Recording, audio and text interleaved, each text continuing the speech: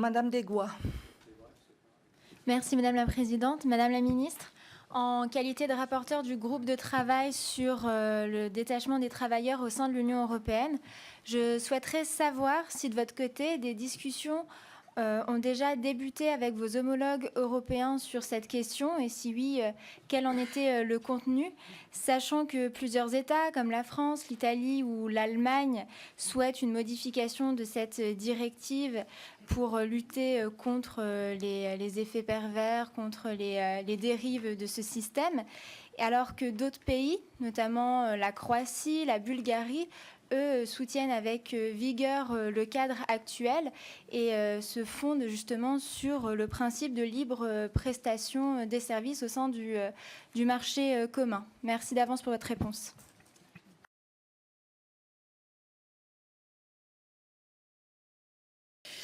Alors, Madame Desgois m'a interrogé sur les travailleurs détachés et sur la mobilisation du gouvernement français sur la révision de la directive. Alors, je l'ai dit rapidement dans mon propos introductif, cette mobilisation, elle est totale.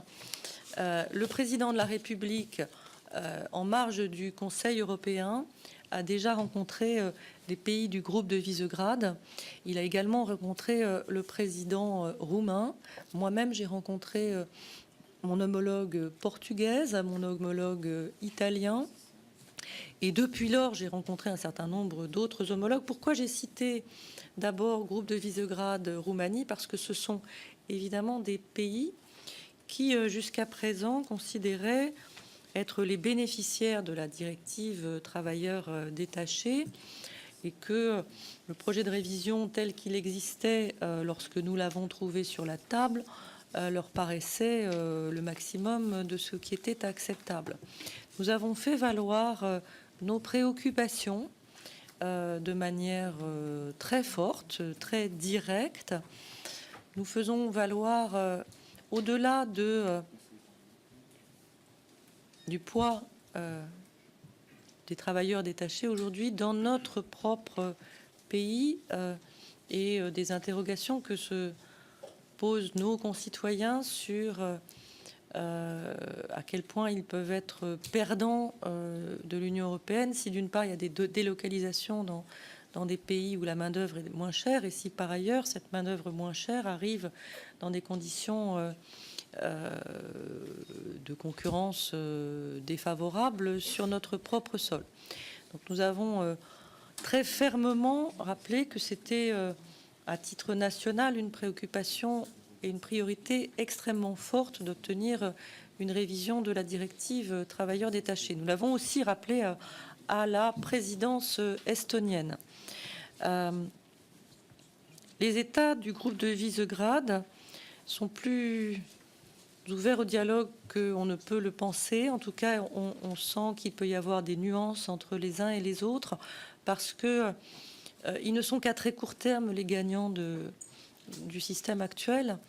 Pour le moment, ce système consiste à tirer le modèle social européen vers le bas, mais surtout à empêcher ces pays d'espérer une amélioration et de la rémunération de leurs travailleurs et de leur couverture sociale. Et on sent de plus en plus un tiraillement dû au fait aussi qu'une partie de leur main-d'œuvre qualifiée quitte ces pays et qu'elle manque au développement économique de ces pays. Donc c'est quelque chose dont nous parlons avec eux et nous allons continuer cet été très étroitement au niveau à la fois technique et politique à continuer à parler avec ces pays. Nous parlons évidemment avec les autres États membres de l'Union européenne.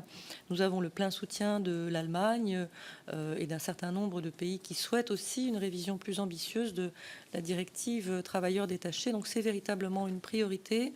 Nous nous répartissons le travail entre la ministre du Travail, moi-même, un certain nombre d'experts, le Premier ministre, le Président de la République. C'est un sujet que nous mentionnons à tous nos interlocuteurs européens de manière systématique.